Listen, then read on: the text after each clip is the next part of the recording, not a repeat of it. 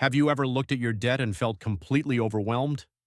Maybe you have credit card balances, a car loan, student loans, or even personal loans. Every month you're making payments, but it feels like you're getting nowhere. The truth is, millions of people are stuck in the same cycle. They work hard, they make payments, yet somehow the debt never seems to disappear.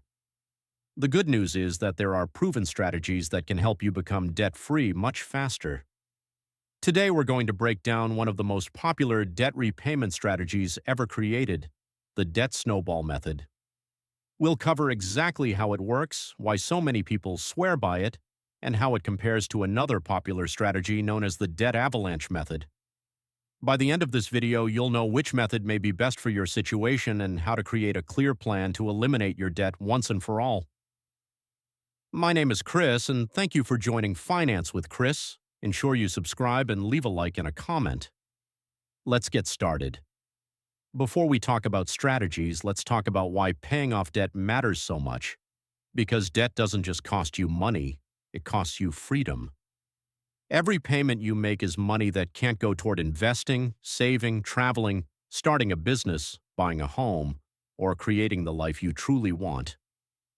Think about it. Every month, millions of people work hard, earn a paycheck, and before they even have a chance to enjoy that money, a large portion of it is already spoken for. The credit card company wants its payment, the car lender wants its payment, the student loan servicer wants its payment, the personal loan company wants its payment, and by the time all those bills are paid, there's very little left over.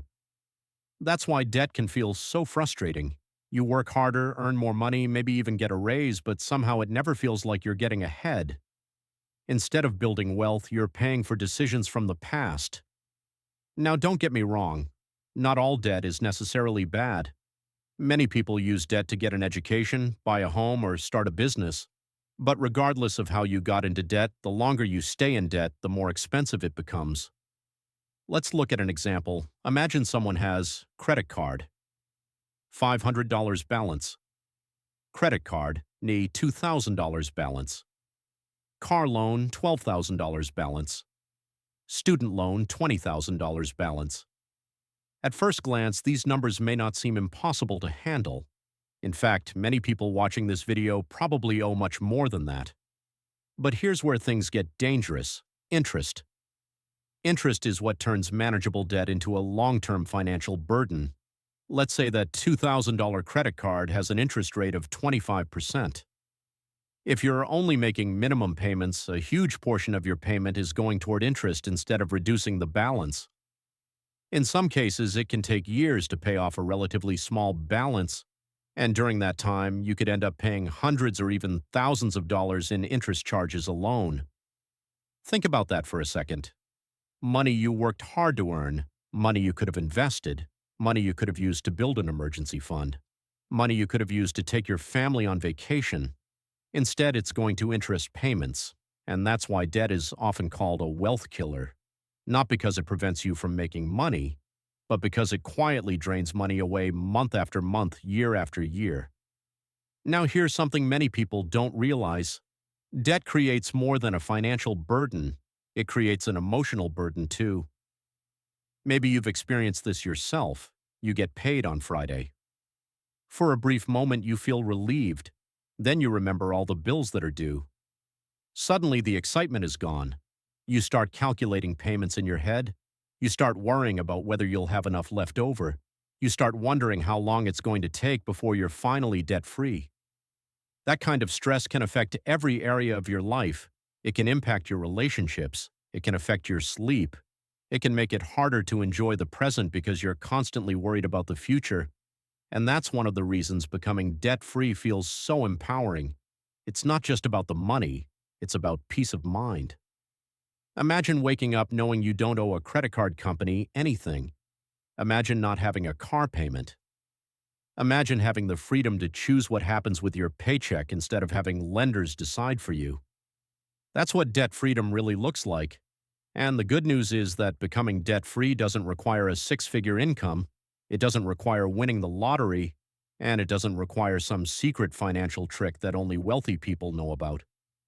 What it does require is a plan, because one of the biggest mistakes people make is simply paying bills without a strategy. They send a little extra here, they send a little extra here. The debt snowball method was popularized by personal finance expert Dave Ramsey. The concept is surprisingly simple. Step 1. List all your debts from smallest balance to largest balance. Notice something important. You do not organize them by interest rate. You organize them by balance size. For example, credit card. A. $500, credit card. B. $2,000. Personal loan, $5,000. Car loan, $12,000. Step 2. Make minimum payments on every debt. Step 3. Put every extra dollar you can find toward the smallest debt. Once the smallest debt is completely paid off, move to the next debt. Then take the payment you were making on the first debt and add it to the payment on the second debt. This creates momentum. As each debt disappears, the amount you're paying toward the next debt gets larger and larger, like a snowball rolling downhill. Hence the name Debt Snowball. Here is an example you can relate to. Let's say Sarah has credit card number 1, $500, minimum payment, $25. Credit card number 2, $2,000, minimum payment, $60. Personal loan, $5,000, minimum payment, $120. Sarah has an extra $300 each month she can dedicate toward debt. Using the snowball method, she pays minimums on debts 2 and 3. Then she throws the entire extra $300 at credit card number 1. Instead of paying only $25, she's paying $325 monthly. That debt disappears quickly. Now she takes that $325 payment and adds it to credit card number 2. Instead of paying $60, she's now paying $385. Credit card number 2 disappears even faster. Then she rolls that payment into the personal loan. Now she's attacking the final debt with over $500 per month. Each victory creates more momentum. Each payoff increases motivation. And that's exactly why the debt snowball works so well. Let's say Sarah has credit card number 1, $500. Minimum payment, $25. Credit card number 2, $2,000. Minimum payment, $60. Personal loan, $5,000. Minimum payment, $120. Sarah has an extra $300 each month she can dedicate toward debt. Using the snowball method, she pays minimums on debts 2 and 3. Then she throws the entire extra $300 at credit card number 1. Instead of paying only $25, she's paying $325 monthly. That debt disappears quickly. Now she takes that $325 payment and adds it to credit card number 2. Instead of paying $60, she's now paying $385. Credit card number 2 disappears even faster. Then she rolls that payment into the personal loan. Now she's attacking the final debt with over $500 per month. Each victory creates more momentum. Each payoff increases motivation, and that's exactly why the debt snowball works so well. Now here's where things get interesting. Many people assume personal finance is all about math, but in reality, personal finance is often more about behavior than mathematics. Think about going to the gym.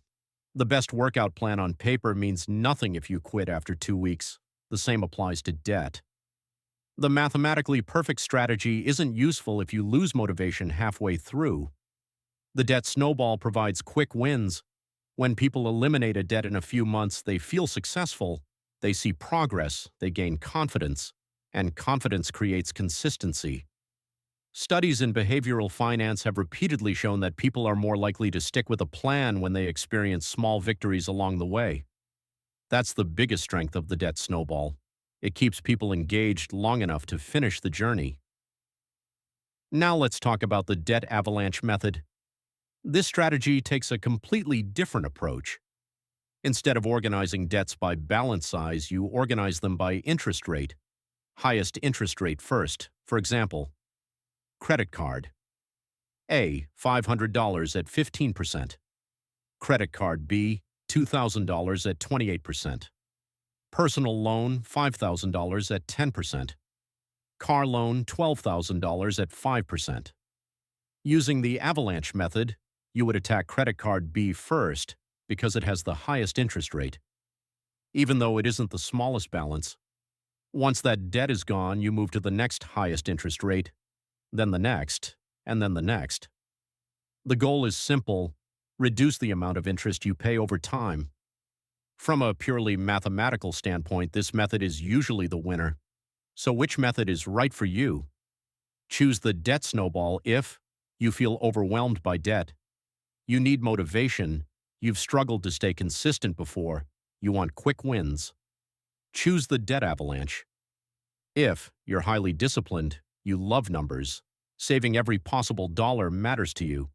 You're confident you'll stick to the plan. There's no wrong answer. Let us. Thank you for watching Finance with Chris.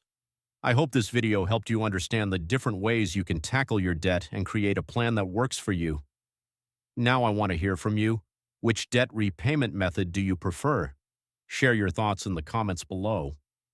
If you found this video helpful, don't forget to subscribe, leave a like, and turn on notifications so you don't miss future videos.